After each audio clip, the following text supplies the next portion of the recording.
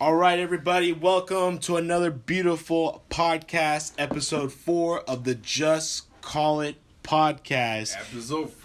Episode 4, here with William and Ceasar once again, kicking it on a beautiful Wednesday afternoon here on a 6:08 p.m. over here in the Bay Area, beautiful Bay Area, beautiful freaking weather.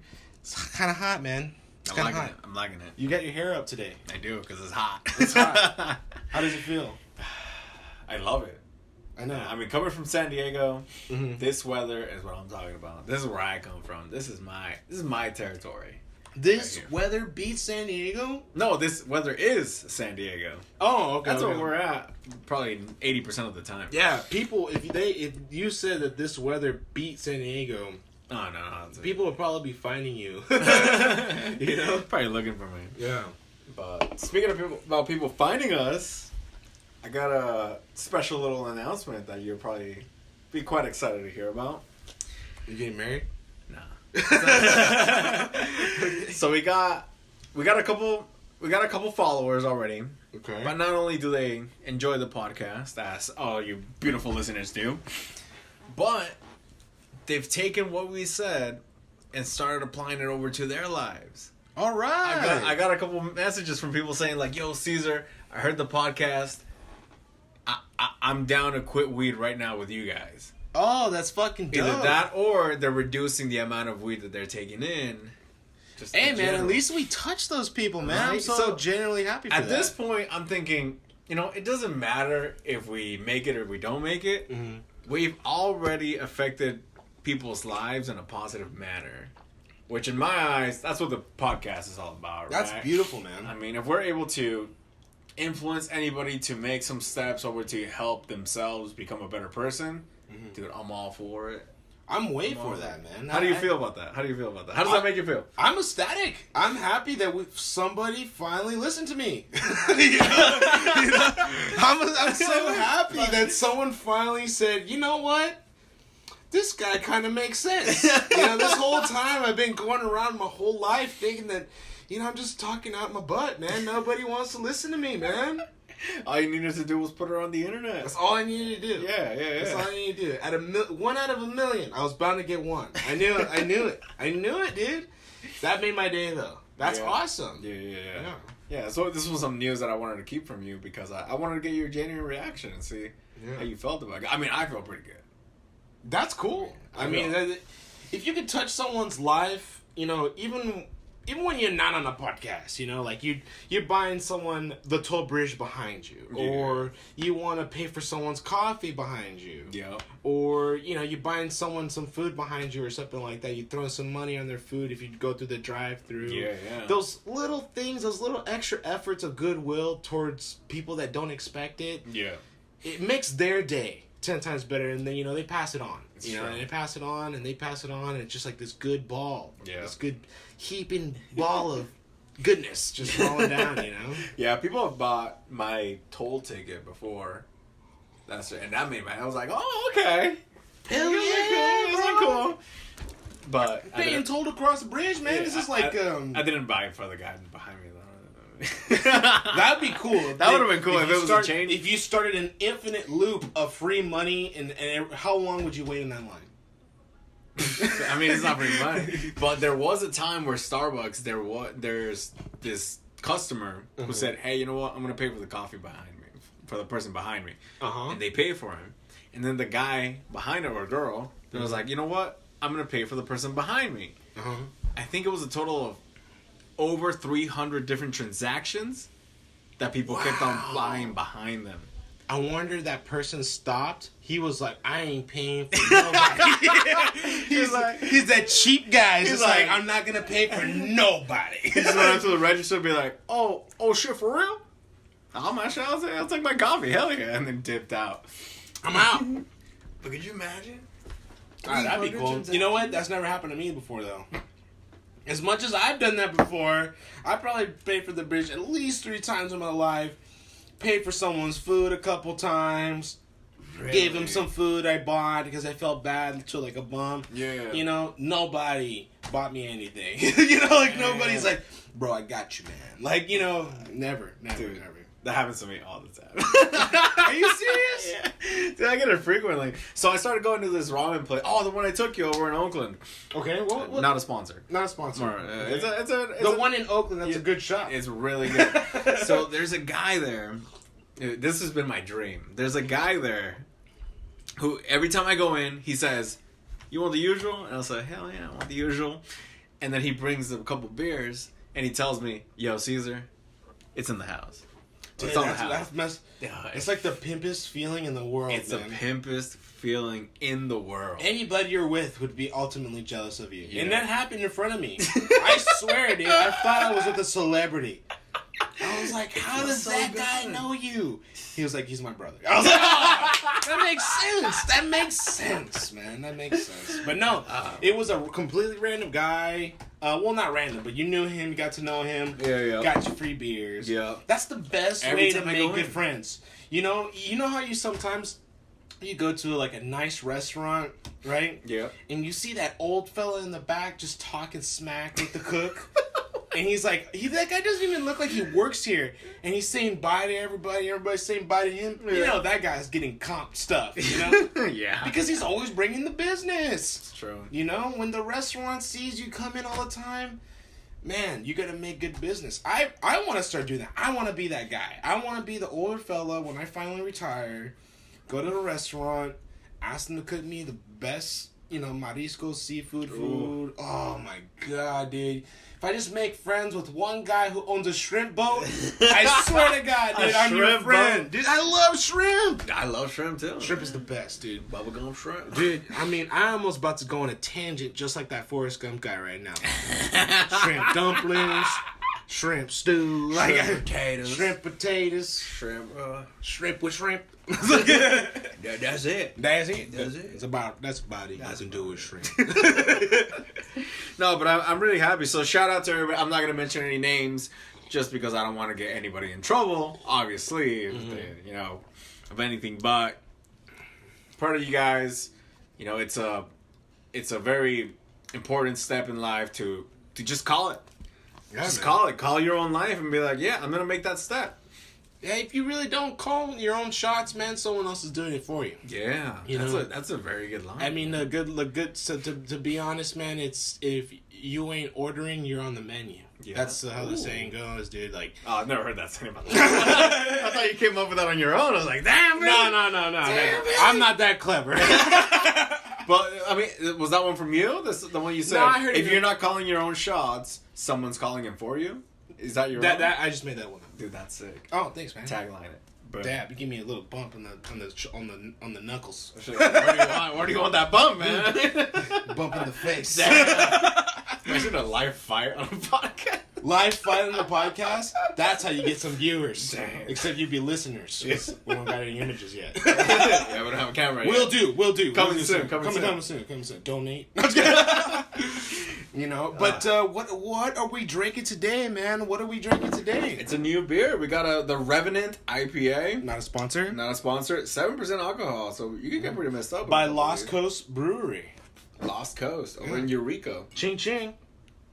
Doesn't even have it open. But you got a story to tell. I do got a story to tell, man. Tell me about that one time. So, I was hanging out with my mom today, and we're just talking about some funny stories, about the past and stuff like that. And we were talking about stories about embarrassing stories. No, those are the best. The best stories are the most embarrassing stories. That's what makes content in the internet nowadays. Yeah, it is. I mean, someone falling off a building makes people laugh. It's true, man. I mean, how many freaking parkour people out there doing that, Oh, man. But anyways, me and my mom, a while back, I was a young fella, 12 years old about the time. I just moved to the suburbs and went to go visit some family over there in the San Francisco area. Right, I grew up in a little town called Colma. And we were there, and I went to go visit some friends, playing with them and everything, man. I used to have a lot of good friends in the neighborhood, running around, playing tag, man. I probably had the best freaking childhood anybody could have in Daly City, man, because it was all about playing baseball across the street. It was all about biking and everything. So Nice. it kind of bummed me out moving away, but at the same time, I got to see the suburbs over here in the East Bay side of things, near the Dublin area. And, it was a totally different walk of life, So my mom, she's like, we got to go home and stuff like that. I was talking to my friends and I said bye and all that stuff, Right. Me and my mom, we also, at that time, we were visiting eating, my grandma was eating her, good soup, and I don't know if you know anything about Nicaraguan soup, but, we ain't cutting that stuff up real nice and neat, man. You put the whole potato in that thing. You put the whole piece of chicken. You put the whole carrot. Your dish looks like it wasn't even cooked. We don't cut everything. You got some front. vegetables and you just pour water on them. That's it, man. What? Just vegetables, waters, a little bit of spices. How long does it take to get ready? Like 6 hours. Just boom. And they just cook that shit in the morning, man, and it's like, bam, big pechugas in there, like big, like pieces, man, of cabbage, bro. Like just big chunky stuff for big dudes, man. And Nicaraguans are not big dudes. We're just like pretty lean, athletic dudes, Uh-huh. Yeah, talking up the Nicaraguans. Holla. and coming back home, man, and I never been on such a long ride, I never really drove out to the suburbs before. How long was that ride? It felt like 3 days, but but it was only an hour. And we're coming over, man. We're driving over the 92, hitting the 880, jumping on the 238. All right. Something's tickling in my stomach, bro. Wow. How old are you right now? I'm 12 years old, man. 12 years old, okay. And then I'm like, holy shit, man. Mom, I gotta go. I gotta go. Pull over, Mom. Come on, Mom. Pull over.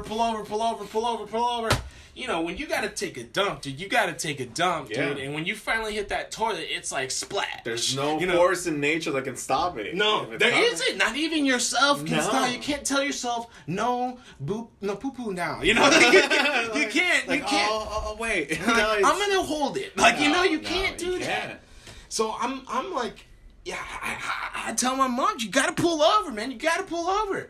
We pull up in the most ghettoest part of Hayward, man, at some Taco Bell. And I was just a youngster. I was like, Mom, what are you doing? Why are we here? I'm freaking out, I'm like, oh, no, man, I'm gonna get killed, bro. I knew nothing about life at that point, And then we finally pull over, and I run into the Taco Bell, man. I'm like, oh my God, I need to use the bathroom.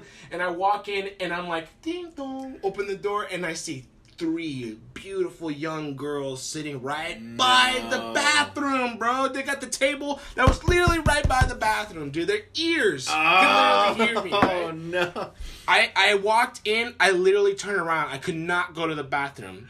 My mom is yelling at me from the car, telling me, take a shit, go, hurry up before you shit yourself, right?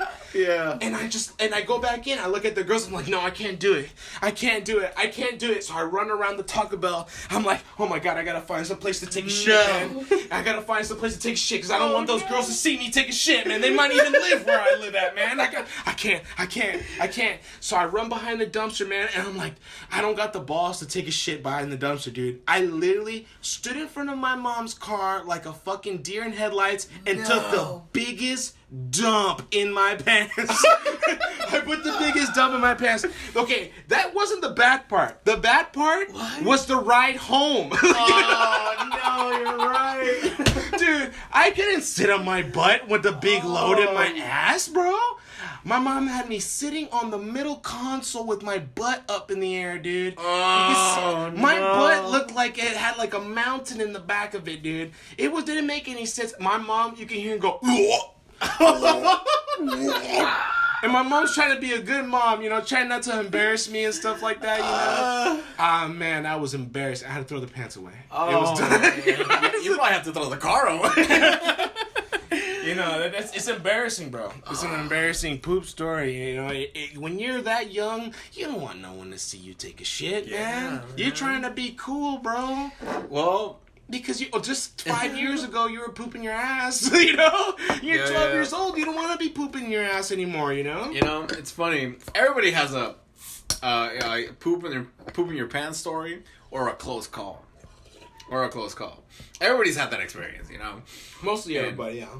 So mine went a little bit different. Okay. A little bit different from yours. I'm in 2nd grade in Mexico. I went to school down there. How old are you at 2nd grade now? What is that? 7 years old? Like, 8? 7? Maybe like 6. 6? Yeah. Oh, 6 years old? Okay. No. Yeah, maybe like 7, 8 years old. Yeah. I mean, I haven't been to 2nd grade in years. Anyway, 2nd grade, school in TJ, Tijuana, Mexico. And they had schools at that time? Yeah, we had schools. But not only that, but teachers down in Mexico were a lot more strict. I don't know about now. But back then, they were so strict. Really? It was ridiculous. And in class, of course, if somebody messed up, it was almost like military style. If someone messed up, the entire class had to suffer through it. Mm-hmm. Like that, the teacher would just punch everybody. Punch them? No, punish. Oh. Punish everybody. Okay.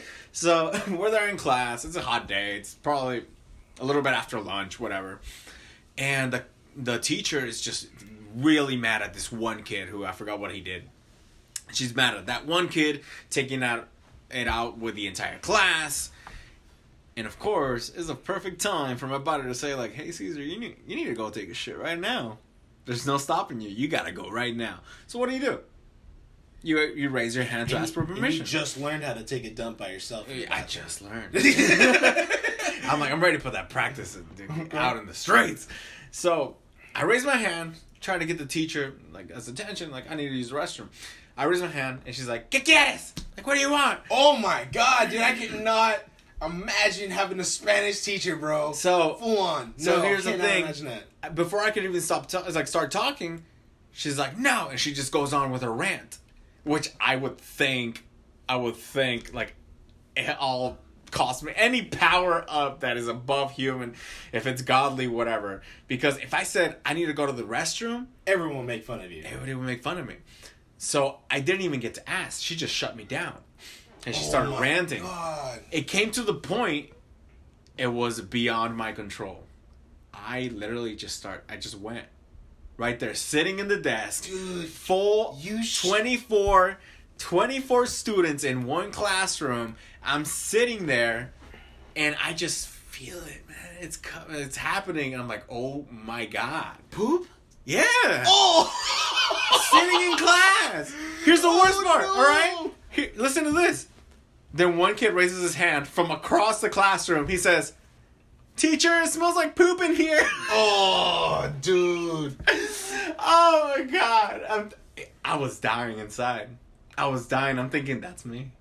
That's me. Okay. So then another kid, just randomly, who's my friend, he says, "Ha, it's Ceasar." Oh! And I'm thinking, oh no. They know my life is ruined. So the teacher then says, "You guys are being bullies. You have to stand up and go apologize to him." So both those kids that spoke out, they go up in front of me like, "Sorry, Caesar." And the other guy's like, "Sorry, Caesar." But say it in Spanish. Bueno. Perdón, César. Perdón, César. And then they go away, but in my mind, I'm like, you guys are right. You guys are 100% right. Oh, it is me, dude. and it does smell bad. So in TJ, I don't know about the United States in elementary school, but in TJ, in Mexico, they have the teacher, and then they have an assistant who's like usually a high schooler or whatever. Uh-huh. So after that, the teacher tells the assistant, "Hey, take Caesar down to the office." And then she's like, "Oh, okay." So I walk out of the classroom, right? And Squish, squish. That's a... and then the teacher's assistant, she's like, "Caesar, did you poop your pants?" And I'm like, "Yeah, I did." Dude, that is the worst to put your pants But in so school. far, nobody knows, man. Nobody knows. Can I ask, did your mom bring you a fresh pair? Yeah, they picked me up. They took me home. Oh, that's awesome. Yeah. Because when that happened to me one time in school, my mom just brought me a fresh pair, and I went back to school. You went back to school? Yeah. Oh no, we're not that cruel, man. You know, if I trust me, imagine everybody's like, oh, it smells like poop. Oh, it's Ceasar. I come back to class with a fresh pair of pants. They're like, how you feel, bro? Dude, that would have been horrible. Dude, that is the worst. Yeah, that sucked. I can't believe you went to school in Mexico, man. Yeah, I grew up in Tijuana, man. Man, for a shout out to all the people out there who've gone to school in different countries than America, bro. Yeah. That's I can't even imagine that. Can't even imagine. No, man, it was fun. I appreciate it because I got to learn good quality Spanish, and then when I came over to San Diego after my family moved, I learned English. And English is my second language. People don't believe it, but I'm grateful for it, man. How do you feel about your Spanish now that you've been so disconnected from it? I could still hold a job down in Mexico. But do you feel kind of like it's like went out the window a little bit? No, it's still there. 100%. Still there, yeah. But are you like is it like your slang still good and all that shit? My slang and professional vocabulary is still good. Damn. I could write essays in Spanish. Wow, that's really good. Yeah. No, that's the thing about Mexico. They're strict, so you learn a lot. Yeah, you learn a lot. Yeah. Oh man, I would not want to shit myself in Mexico. That's not like shit yourself in America and everyone's like, oh, but you shit yourself in Mexico, man, all your friends are gonna ride your ass. I ways a chingo. They're gonna dude. They're gonna get you, man. I was lucky. I was lucky, man. Yeah, that's gross. Sorry, everybody. Everyone's like, oh, okay, gross. Yeah, it's funny. Everybody's got a story. Whether it's a close call or they literally just went, man. I think everybody got a story up till you're about 50 years old. You don't share those stories anymore because it's just practically normal at that point. You're just shitting your pants. I know my family. My grandma. Getting old and stuff. She has to wear diapers and stuff like that, and I'm like, man, that sucks. And when you're born, you wear diapers, you don't wear diapers, and you go back to diapers, and it's like, damn, dude, you might as well just wear a diaper the whole time. Just a waste of time, What's the point of going to the bathroom? Imagine if you shit your pants and you're 40 years old going to work. You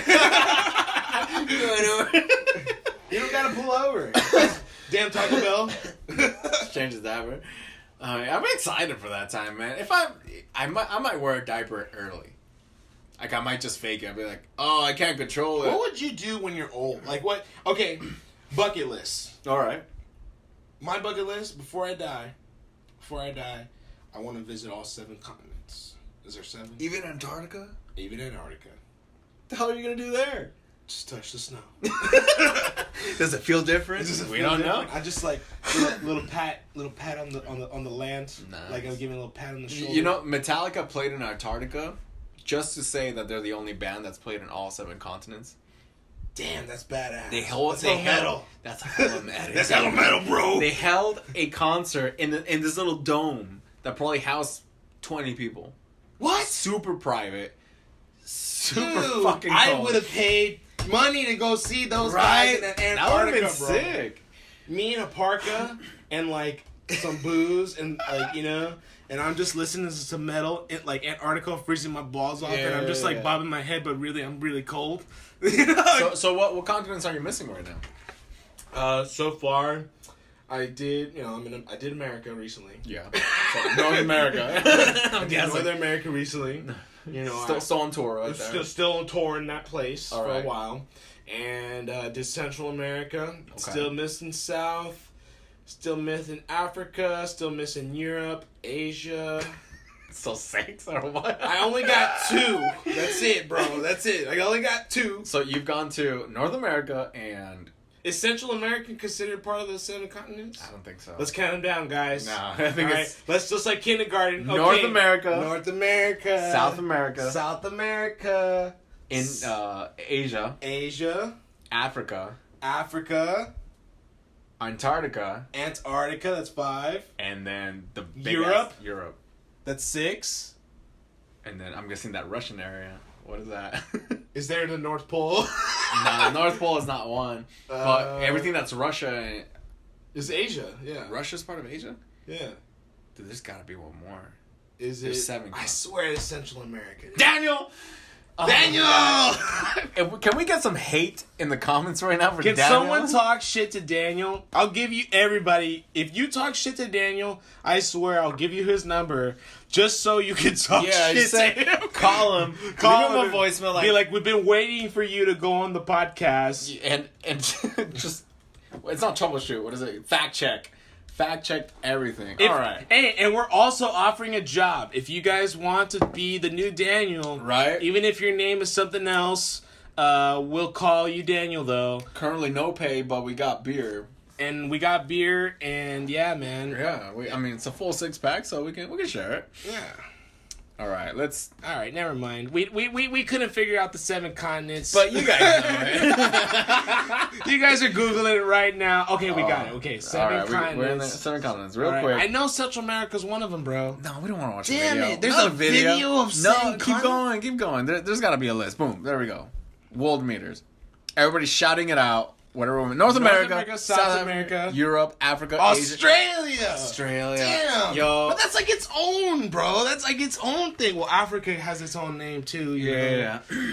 All right. Europe. If we have any listeners right now from Australia, guys, we're sorry. We love you. We missed you guys. Dude, I've met a lot of really cool people from Australia. That I would love to see. Nice people. You know, the cool thing, I've been watching a lot about how basically the humans, Homo erectus, and Homo sapiens have come from Africa, and how they migrated and how people kind of got their color. Yep. How people kind of intermingled. Neanderthals had sex with Homo sapiens. Yep. Homo erectus had sex with Homo sapiens, kind of made this people. Actually, because of the Neanderthal, that is why we're able to heal our wounds so fast. Really? Yeah, because of that very small percentage of being able to DNA, we're able to heal our skin way more faster than most Homo sapiens did in the past. Dude, that's sick. Isn't that crazy over all awesome. that evolution of time Yeah. that built that? So another thing is that in Australia,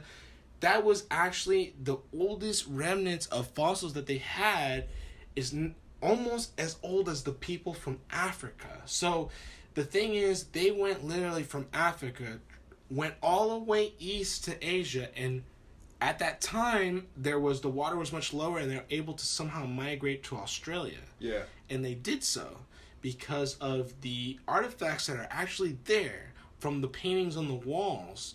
They're dating back so way back that they date more further back than actually the North America and South Americas. Dude. Because the North Americas and the South Americas were actually the most latest thing being discovered. Way later, the oldest fossil that they can mainly find in the North Americas is actually right around in Mexico. Yeah. Somewhere around there in the Central America area. And what's going on is that the oldest fossil they're able to find is only 13,000 years ago. Now in Australia and Africa and Asia, you're talking about 40,000 years ago. Damn. So it is just took so long at that time to be able to migrate to the North Americas. And that's the crazy part, like that's why I want to go to Australia, because I want to go, since I'm already in the Americas, in the most kind of youngest discovered country. Yep. I want to go to the South Americas, and from there I want to discover the Europe, the Asias, the Australias, the Africas, and kind of really get down to my roots when I go to there. Nice. That's the beauty of it, man. Badass. That's badass. That's my bucket list, though, idea. man. I definitely want to do the 7 continents, see all the major things there, and travel. At least touch the 7 continents. Eventually, I'll do all the countries. Let's see. I've been North America, South America, Europe, Africa, Asia. So all I'm missing is Antarctica and Australia. You've been to Asia? Yeah, man. For what? So check it out. I'm Mexican. I don't know if a lot of the listeners know, but I come from Mexico. And for women, when they turn 15, they have these things called quinceañeras. Yeah. Which is this entire party of saying, like, hey, now I'm a woman, showing off. Or everyone have sex. Like in the old days, maybe, yeah. But okay. Well, maybe in the old days they used to get. There is actually a tradition in some parts of Italy where the women would actually was just becoming a woman would actually put herself out in the courtyard, and at night, a man would go de-virginize her. What? Yeah, that's a tradition. If we have any Italian people out there, Please correct me. let us know. If you have some cool stories, let us know. We might have There's you on the also show. a weird tradition where the men take their sons in Africa to go hunt, and as part of their manhoodliness, they have to jizz in their mouths. Oh my god. Yeah. That's I'm gonna- crazy. My god, do we have a bucket here for me to puke on? That's disgusting. Anyway, Okay, so so what my family does is that not every girl wants a big ass party for their 15-year-old birthday. Most girls that I know, man, because to the podcast listeners, we're both Latino. My family's El Salvadorian, Nicaraguense.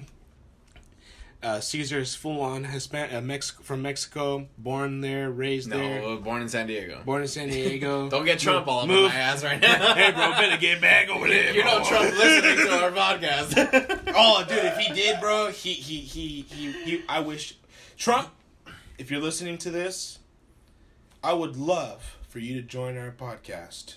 Reason why is we want to learn how you just called your shots, because that alone, being the president of the United States, no matter who the hell you are, it's pretty badass.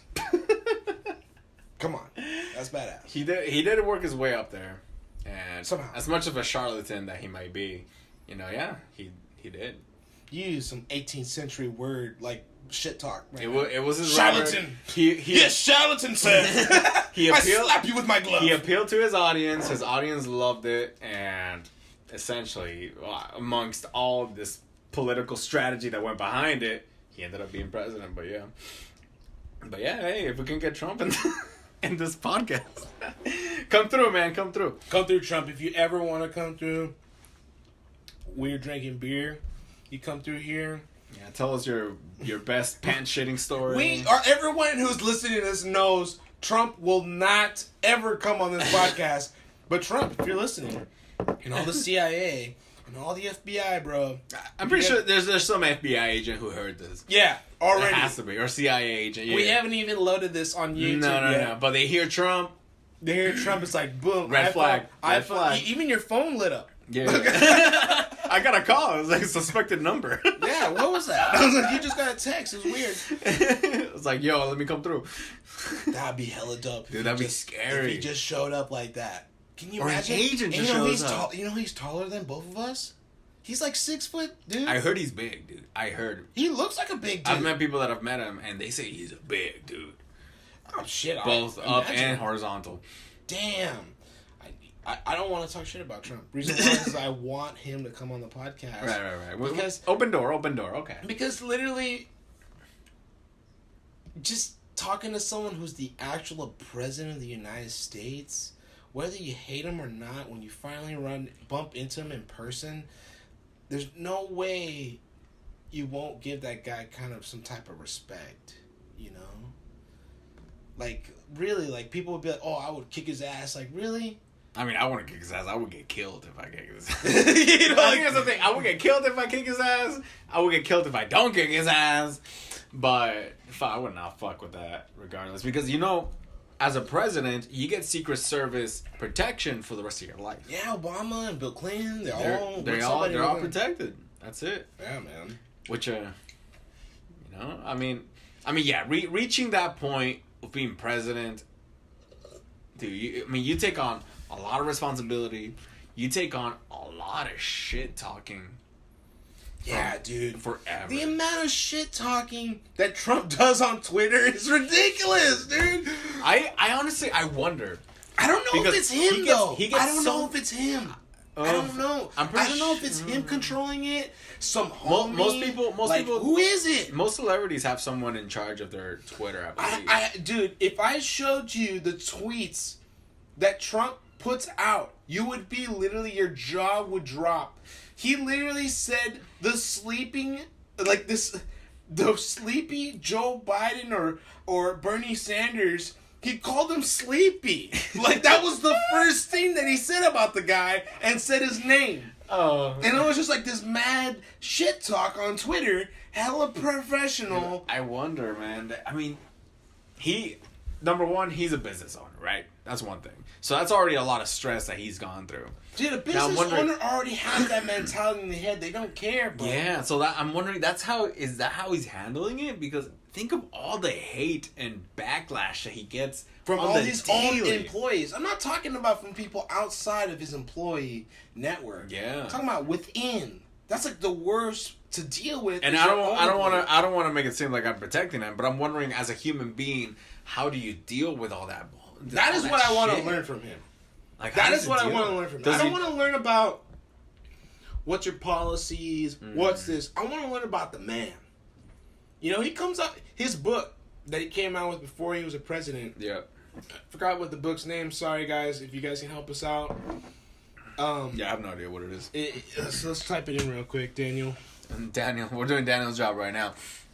But I agree, the skills that he has, the art of the deal. That's what it is. Yeah, he's so famous for that, man. Yeah. And look how good he looks back in this picture, man. Yeah. Look how good he looks. But what I'm saying is that whatever Trump has, if it had to have those skills and that potential, that knowledge, if it were to be used for something that actually benefits the earth or our country, could you imagine how much we'd be able to progress?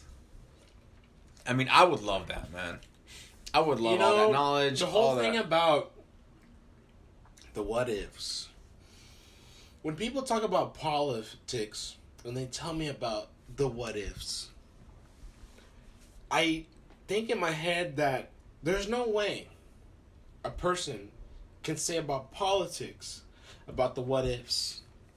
Reason why is, to me, personally,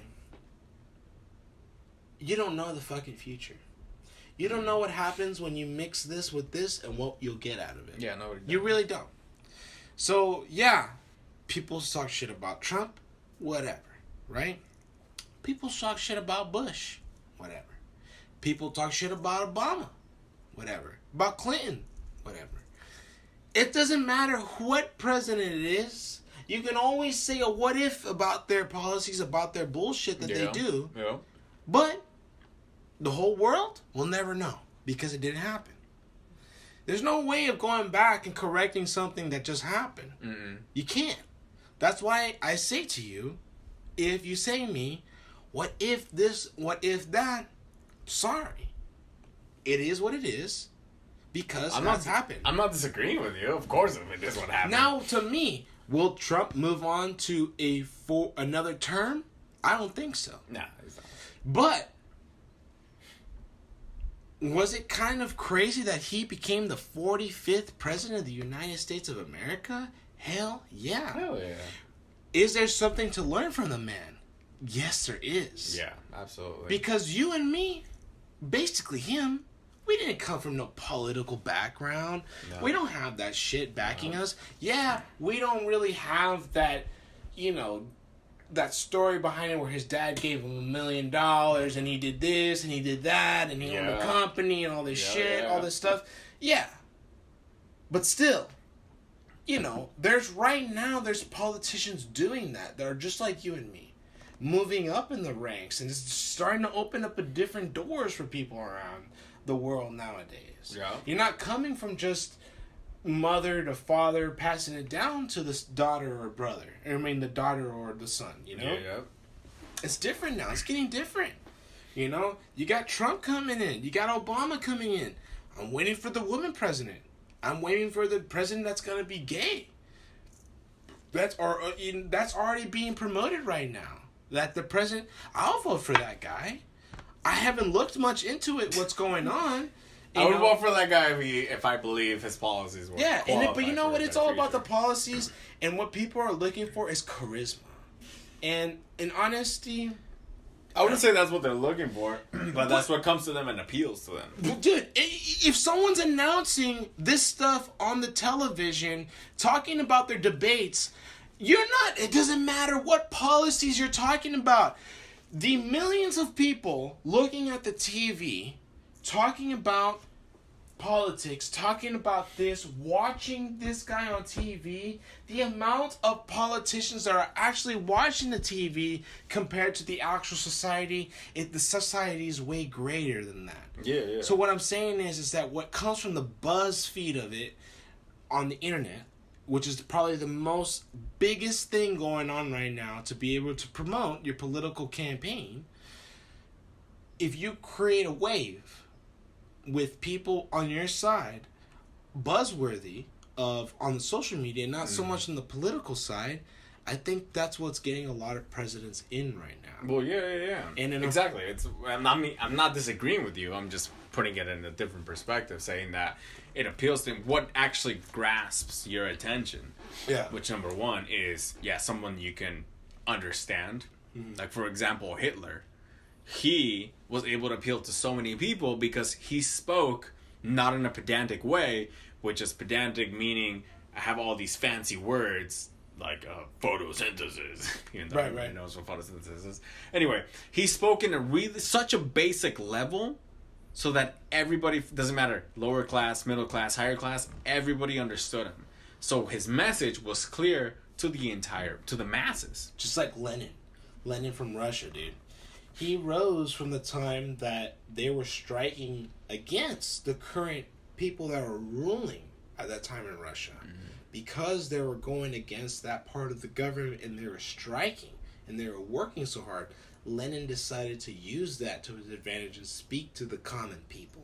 The common people voted and chose him. They X'd out those people from Russia. He got put in. Everything got crazy and communist. He got all crazy. Damn. And that's what Fidel Castro did. Fidel Castro also planned a coup to go against Batista. Mm-hmm. And when he finally rose to power, he had a strategic speech. They let out doves. And in Cuba, the main thing that they worship is Santeria. And so when the doves are symbolism of peace, of goodwill, man. A dove, they let the doves go, and when it wasn't planned, but the plan was the doves to let it go while Fidel Castro was going to do his first speech. Yeah. Right? This is before he said that, why are we going to do a democratic vote? For what? I'm already the guy who just walked in. As he walked in, they wanted to do a vote. He said, no. I'm the dude. I walked in on this shit. I'm going to at least get first dibs. They let the doves out. One of the doves landed on his freaking shoulder, man. Really? Everyone went crazy. That is what's going on, man. The video, the camera, the social media has such power over everyone. Yeah. A lot of people don't realize that. They don't think about it. But do you know that marketing, it takes about 9 times for people to be able to stick with something that you're selling them? You gotta constantly repeat the word 9 times for them to get it. Yep. I'm gonna You say 9 times. 9 times. Trust me, I've been studying marketing for a while, so yeah, I understand it 100%. Right? And then, even though people say, "Oh, it's not that. It's not the social media that got me." Well, dude, what do you know about this guy's politics? Yeah. What do you know about this guy's attributes? What he's planning to bring? Right? Yeah. I think it's hilarious. Last episode, you said, I'm not going to get political. And I just got political. And I said, not this episode. Come episode 4, no, we're getting political.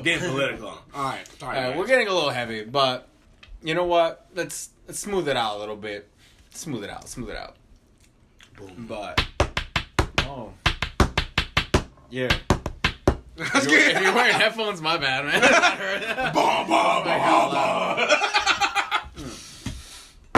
All right, let's jump into the next one, man. So, Caesar, you want to try some new things? Dude, I love beautiful transition. The listeners know now new things. No, but I'm serious. I'm serious about new things. Just because right now I recently got hooked onto a new thing. But not everybody knows, but as people get to know me a little bit better, a little bit more in depth, they say, Ceasar, you've done it all, man. What haven't you done? You have done a lot. I've done a lot. You've done a lot. Every time I talk to you, you have a story about everything that I've done. It's crazy. Yeah, there's almost nothing that I've not done. Have you done skydiving? I've done skydiving, yeah. Hilarious, dude.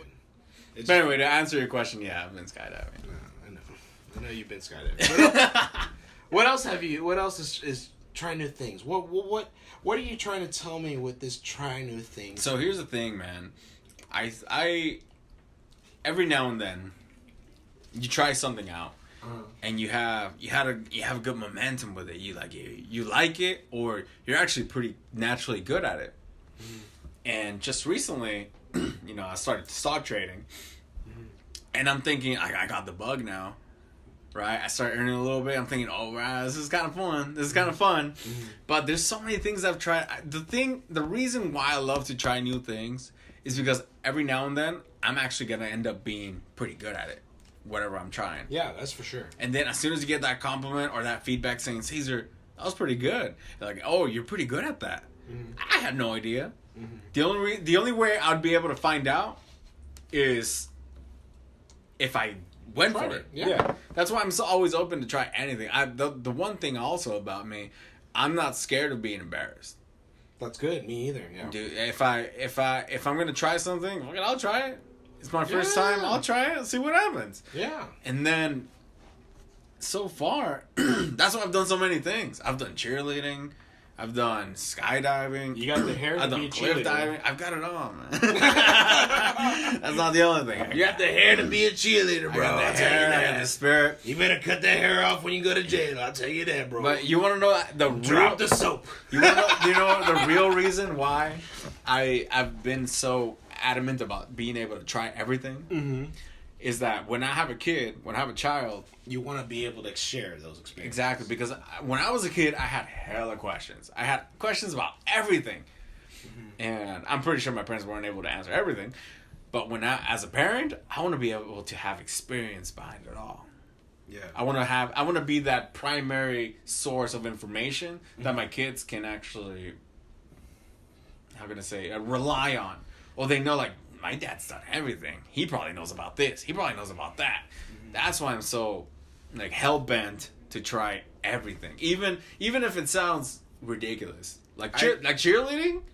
That's pretty intense that's for not for a guy in high school to join cheerleading even back then, now it's okay, people it's like, oh, it's cool, whatever. Yeah. But if we did it at our time, it would be considered, people would be saying this about that about us, that we're like this. Hella bad feedback. Bad feedback about it, And I think I follow the same philosophy too. I really believe that about trying to be able to get around in the world, you never do everything, you never do the same. My philosophy is that wherever you go out, say you go hike, my whole thing about it is I never go on the same hike twice. I always do this different hike. Reason why is, why do I want to do the same hike, the same trail, over and over and over again? I understand the philosophy behind you get better and better. Yeah. But the world is huge. There is so much to discover. It's like, I almost see that philosophy kind of like, if you've ever played StarCraft, or if you ever played a game where there's a map on the corner of it, right? And you know how some of the areas are completely dark? Yeah. And you can't go there unless you see it. Yeah. That's how I see life.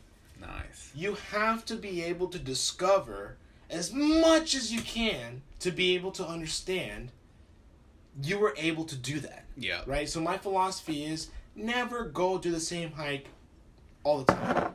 Change it up. In the Bay Area, I've hiked the East Bay, I've hiked the North Bay, the South Bay, the Peninsula, the Bay Bay. I've hiked it all, man, and I've stretched it out to my goal before, I die, another thing that I want to do is I want to hike all the national forest in California. Dude, that's a cool. That's a cool. Is that part of the bucket list or? That's part of the bucket list. That's part of the bucket list. Bucket list. The bucket list. I want to do that. I want to be able to discover things like that. And if I were to share with anybody out there, do something once, but do something else the next time. Yeah. Change up your weekends. Trying things that are different outside of your box, whether it be hiking, whether you don't hike as much, go for a hike. Another thing that I used to do a lot, I used to go to poetry readings a lot. I love that shit. Okay? Really? Yeah, dude. I love poetry, dude. Poetry is the fucking shit. Dude, I get lost in poetry. I lost in a bad way. Like I can't. You don't understand it. Yeah, some people. I don't have that. I don't got that brain for it, man. Yeah, some people don't like reading about it. Don't like listening to it. That's on me, but that's you. That's me. That's you. I love that. Robert Frost, Walt Whitman, Allen Ginsberg, fucking Jack Kerouac. All those people to me are like my idols, man. Those guys. Nice. They had that type of philosophy like me. Try new things. Explore. Be different. Get out there, because they were growing up in the 60s, man. People were so traditional. They were outside of the box. You got to respect that. That's why I tell everybody, if you're going to go do something different. When I used to go hang out with the family and stuff, they always do the same thing all the time. Yeah. Because they grew up in a different generation, They always want to be doing something different all the time. Which is understandable. But people like you and me, we're different from them. Mm-hmm. Like, your family doesn't listen to metal. Yeah, that's true. Yeah, you listen to Dio, you listen to Testament, you listen to different bands, Suicidal Tendencies, man. You listen to different bands that your family doesn't listen to. Mm-hmm. As will every generation before them will always listen to the most current different bands. Yeah. Or bands of the past that are different from their families, as in every generation. Well, take that and take that upon your life. Get out of your own traditions that you usually do. Yeah. That's normally what I would share with most people, is to do it different every single time. Every single time. All right, guys, just really quick. We're going to take a break. We're going to take a quick break. I'm going to go for a beer run. Sounds good. All right, guys, we're going to be right back. Hold up just 1 second, and we'll catch up again in about right now. All right, so like I said, we're back now. We're back now. Straight into it. So, Billy, I mean, you, like I said, you're wired different. You have a different brain than I do. Different brain. You have a brain for poetry, which I don't have. If I had, man, I would use that brain. I would love to write poetry. It's crazy, man, because you're like a musician, dude. I am, so I can write songs. But the way I see poetry, I see it as a different art. Rhythmically. Because music is mathematics. So it is poetry. Exactly. Oh, poetry's mathematical too? Poetry functions off stanzas, about syllables. Ooh. About the amount of ways you say things. Oh. There is a mathematics of poetry. I would say that music it can be poetic, it's poetry, but I in my perspective, from what I know about poetry, is that poems that can stand on their own, dude, that's art. That's a different type of art. Completely different from music, I'll say. I would say that if poetry got the same type of rep. Yeah, rep. As music does. When it comes to pronouncing music, and people will talk about music and all this stuff, if poetry had the same rep like it did back then, and poetry continued to carry that rep, poetry would be very big nowadays. But because poetry is only spoken word, it's right out of a book, it's not really catching as much tunes as it would music. Yeah. Simple as that. So maybe it hasn't found its outlet. Yeah. That could be another thing. But what's cool about it is that people are still doing that. Yeah, it's timeless. People still practice, they still write their own poems. And poems. From what I know is that you write your own poems. I do. Which is badass, I'll say, straight out of the gate. Thank you. If you have a passion of your own that you just pour your soul into, that's just straight up badass.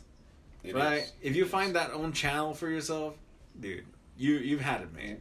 Whatever you can do that is your own thing, do it and expose it, exploit it. If your thing is poetry, exploit it. If your thing is business, exploit it. Yep. If you are a good talker, exploit it. So, Billy, I would like to let you know that you're the only poet I know. And I don't know a lot of people. That's awesome. Ching, ching, ching. Grab a cheers on that one. All right. I got a poem for everybody. Oh, okay. I got a poem. Everybody, get your snacks, get your headphones, turn up your car radio right now. We're about to hear a poem.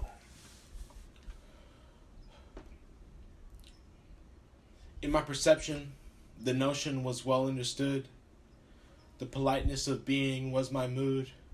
A miniature garden of Eden made Tuesday pleasing while staring at life's meaning.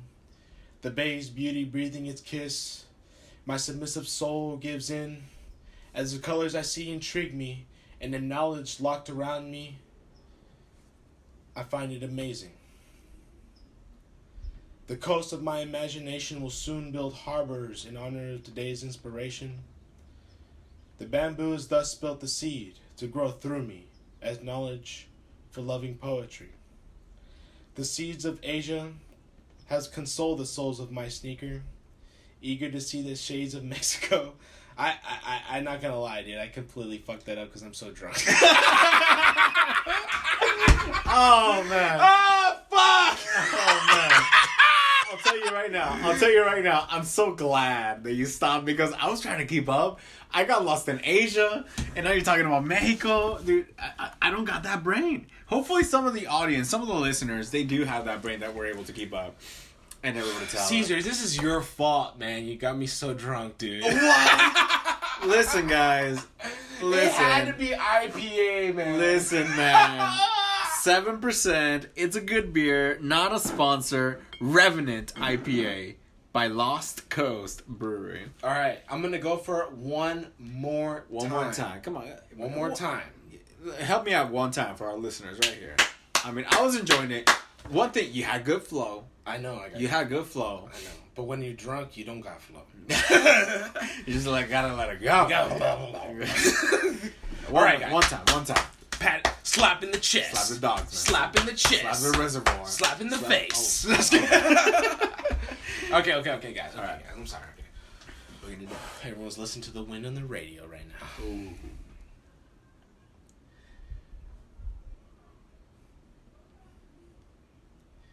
In my perception, the notion was well understood. The politeness of being was my mood.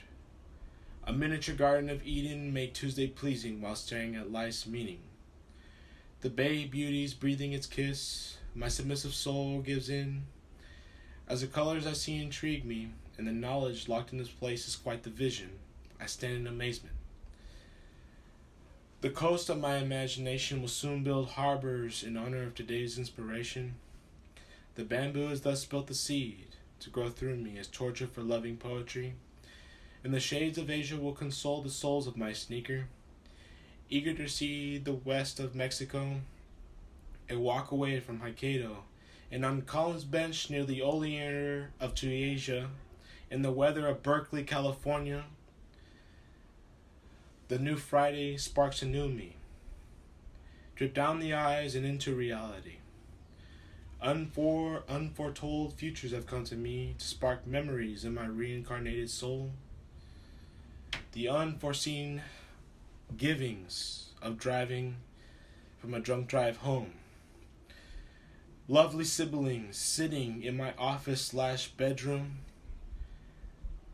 I cannot believe what is happening today.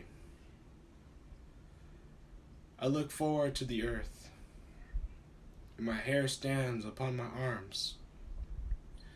I do not know what is going on at this point, because I'm a cappella at this point. I forgot everything, and my imagination is running wild. For all I know, and for all I care, is out there. In my living room stands a woman that I love so dear. And if I could, I would be the better man. It is hard to be the better man. Nothing is great in this world, for it is always foreshadowed by something greater. If I could, I would be greater. I would stand taller and be more firm to the ground and know where I came from. But I don't have those roots, for I am lost, and in my mind I am always here and present. For what I know, nothing is permanent, and that is life. You must go on and be acknowledged of the present. There's nothing better than that. You can look towards the future and look towards the past, but there is nothing better than being focused on the present. That was it. William Murillo. Listen, guys. Listen, you know what's crazy, man? Like halfway through that poem, I literally forgot half the shit that I wrote. I had literally halfway that poem, I had to acapella that shit. Wait, was that all straight out of? I mean, I don't want to put it.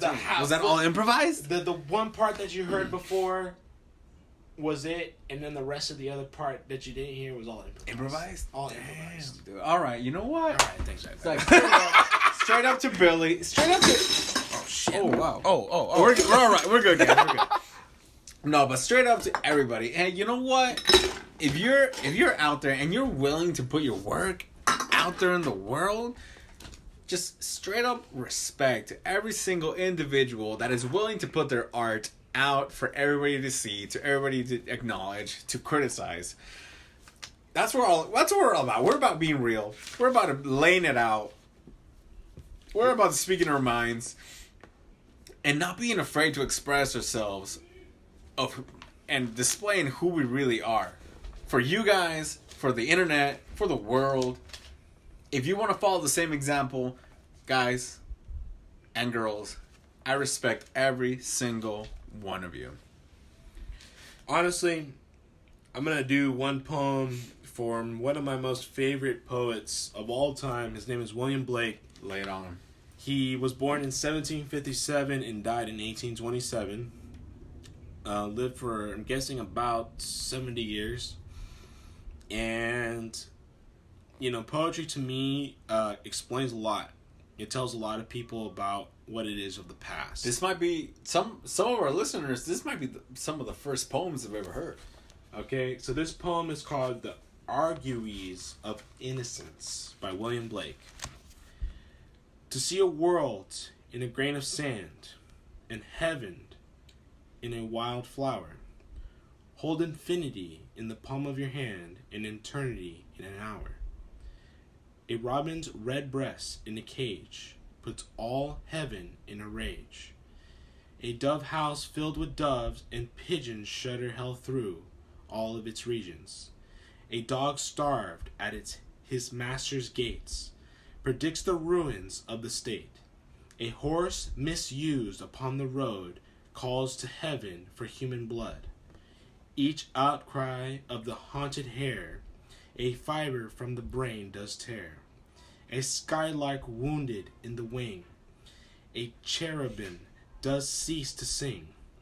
The game cock clipped, armed for fight, does the rising sun affright. Every wolf's and lion's howl raises from hell a human soul. A wild deer wandering here and there keeps the human soul from care. The lamb misused breeds public strife and yet forgives the butcher's knife. The bat that flits at close of eve has left the brain and that won't believe. The owl that calls upon the night speaks the unbeliever's fright. He who shall hurt thy little wren shall never be beloved by men. He who the ox to wrath has moved shall never be by woman loved. The wanton boy that kills the fly shall feel the spider's enmity. He who torments the chaffer's sprite weaves a bower in endless night. The caterpillar on the leaf repeats thee mother's grief. Kill not the moth nor the butterfly. For the last judgment draweth the night. He who shall train the horse to war shall never pass the polar bar. The beggar's dog, widow's cat, feed them, and thou wilt grow fat. The gnat that sings his summer song, poison gets from slander's tongue. The poison of the snake and newt is the sweat of envy's foot. The poison of the honeybee is the artist's jealousy. The prince robes and beggar's rags are toadstools on the miser's bags. A truth that's told with bad intent beats all lies you can't invent. It is right, it is should be so. Man has made for joy and woe. And when we rightly know, through the world we safely go. Joy and woe are woven fine, a cloth for soul divine. Under even grief and pine runs a joy with silken twine. The babe is more than swaddling bands. Throughout all these human lands, tools were made and born were hands. Every farmer understands, and every tear from every eye becomes a babe in eternity. This is caught by females bright and returned to its own delight. The bleat, the bark, the bellow, and roar are waves that beat on heaven's shore. The babe that weeps, that rod beneath, writes revenge in realms of death. The beggar's rags, fluttering in the air, does to rags the heavens tear. The soldier, armed with sword and gun, palisade strikes the summer's sun. The poor man's farthing is worth more than all the gold in Africa's shore. One mite wrung from the laborer's hand shall buy and sell the miser's land. Or, if protected from on high, does that whole nation sell and buy. He who mocks the infant's faith shall be mocked in death, age and death. He who shall teach the child to doubt the rotting grave shall ne'er get out. He who respects the infant faith triumphs over hell and death. The child's toys and old man's reasons are the fruits of the two seasons. The questioners who sit so sly shall never know how to reply. He who replies to the words of doubt, doth put the light knowledge out. The strongest poison ever known come from Ceasar's laurel crown. Nought can deform the human race like the armor's iron brace. When gold and gems adorn the plow, to peaceful art shall envy bow. A riddle of cricket's cry, in his doubt of fit and reply. The eminent inch and eagle's mile make lame philosophy to smile. He who doubts from he who sees will ne'er believe, do what you please. If the sun and moon should doubt, they'd immediately go out. To be in the passion you good may do, but no good if a passion is in you. Thy whore and gambler by the state license build that nation's fate. The harlot's cry from street to street shall weave old England's winding sheet. The winner's shout and the loser's curse dance before the dead England's hearse. Every night and every morn some to misery are born. Every morn and every night some are born to sweet delight. Some are born to sweet delight. Some are born to endless night. When we are led to believe a lie, when we see not through the eye which was born in the night to perish in the night.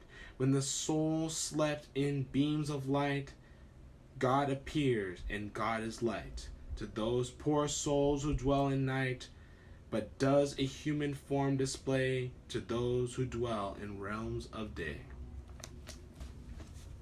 Dude, that was some serious flow you had going on.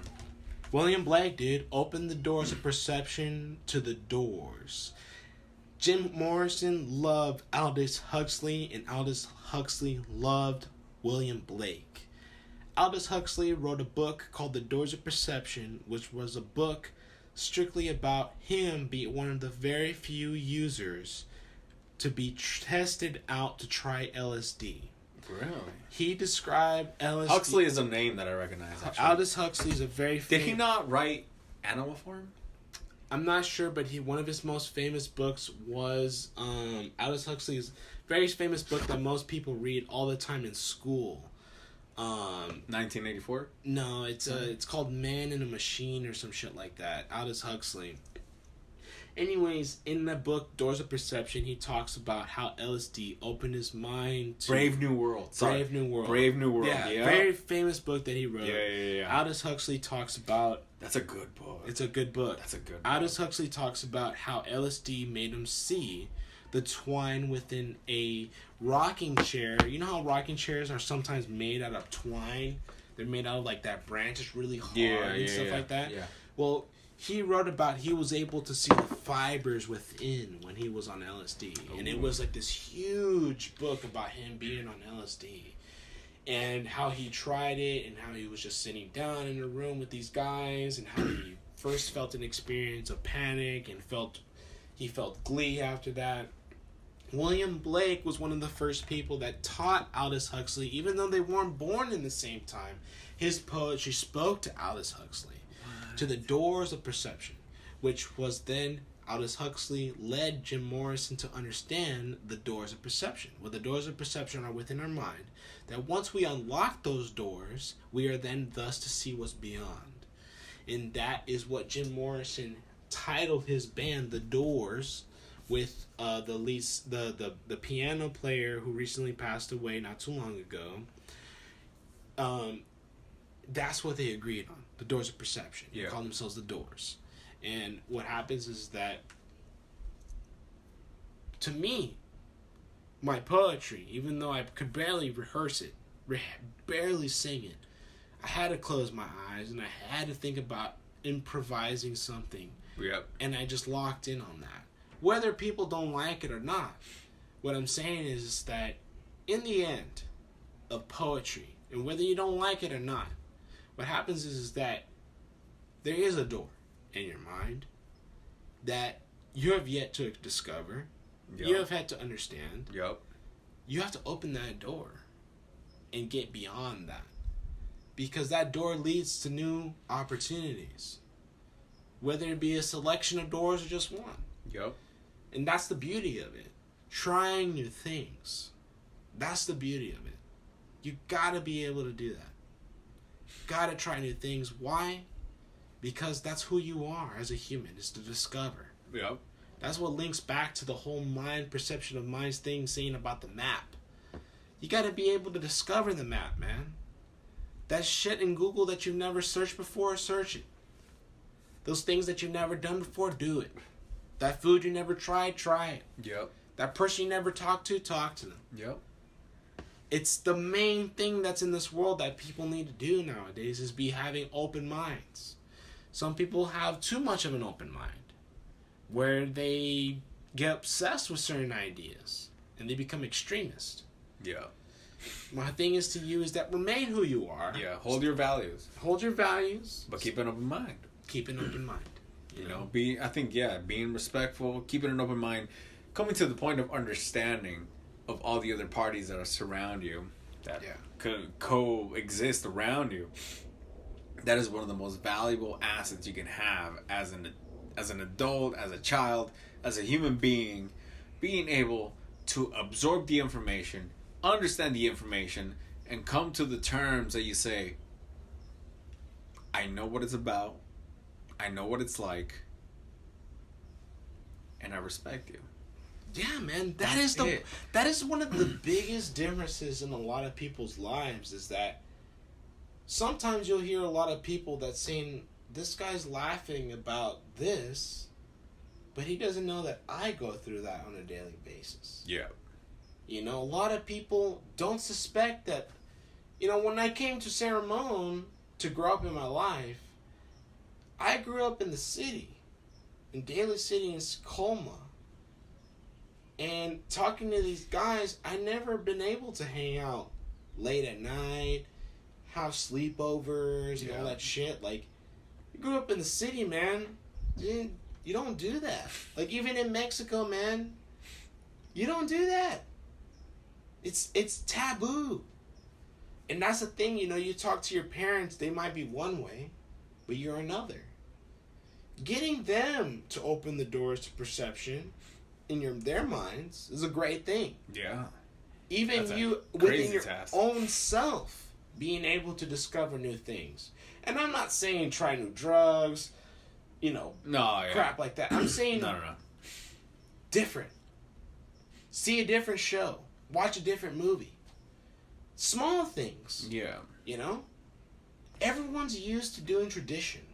Everyone. Try going out one day with no phone. Try it. See what happens. Be lost out of that. Try not doing your car one day. Take your bike to work. Yeah. That would open up a brand new perception in your life. I used to take my bike because there's people that get to work without a car. There's people that get to work. Don't even own cars. Exactly. There's people that get to work without a bike. There's people that get to work with just their shoes, man.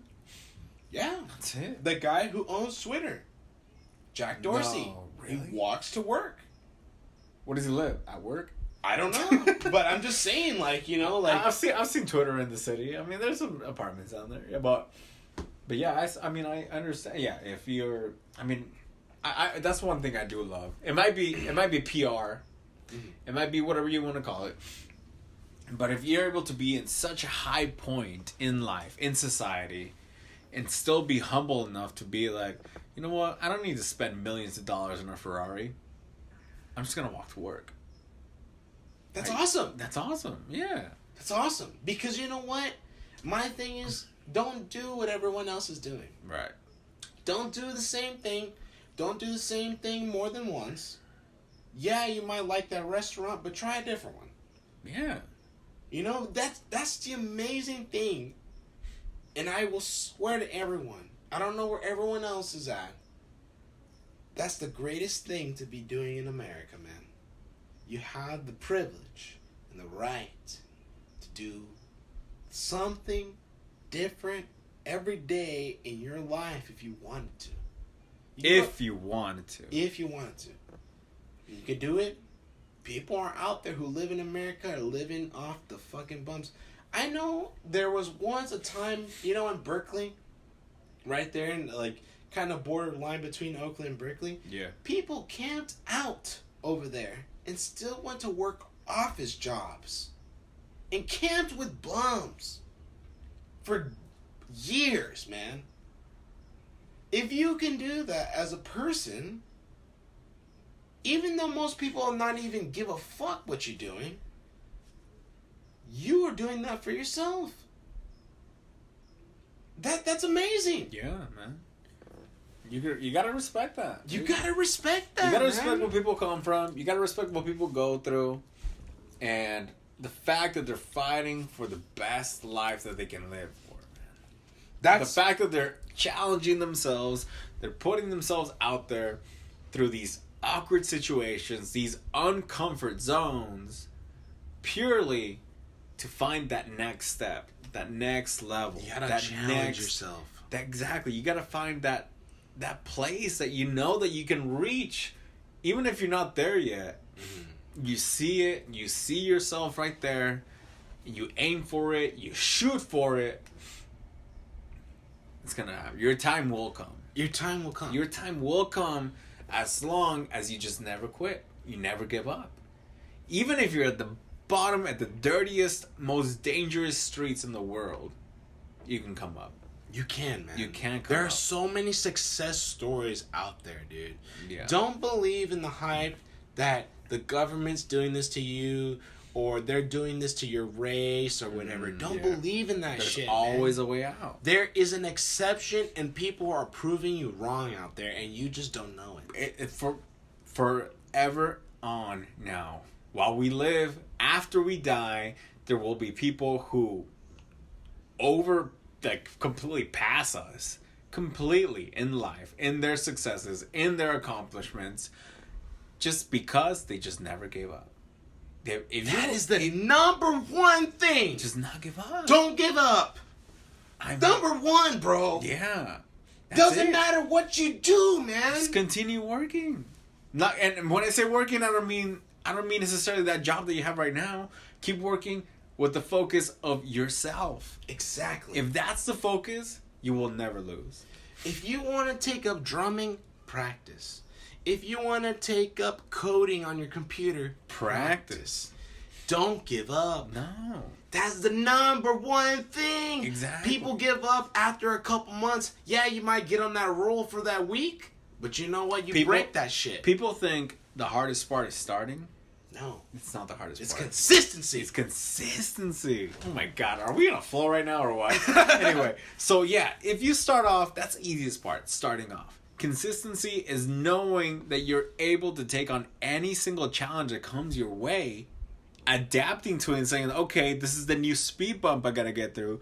This is the new obstacle. You get through that, and you're gonna, later on, I'm gonna say it right now, the more you work hard on yourself, the more challenges you will find in life. And that's good. And that's good. It's hard work, but you will feel so good out of working on yourself, just purely focusing on what you want to do when you reach that goal. There's nothing like it. It's very tough to start something because you know what? To start something, you got to give up something. Yeah, exactly. And in order to give something good, you got to stop something bad. Yeah. And say you stop that bad thing and say you start that good thing. Consistency. Yeah. And even though it's tough, even though you think you're not doing it right, you can imagine after 10 years of continually doing that thing, you will eventually become a master at that. Sometimes you might have to give up, a materialistic thing. Yeah. Sometimes you might have to give up people in your life. But once you really put yourself as a priority, you're going to see that it's all worth it. It is. It is worth it. 100%. If you guys want to become a leader, I got one quote for you guys. It's by John Quincy Adams. If your actions inspire others to dream more, learn more, do more, and become more, you are a leader.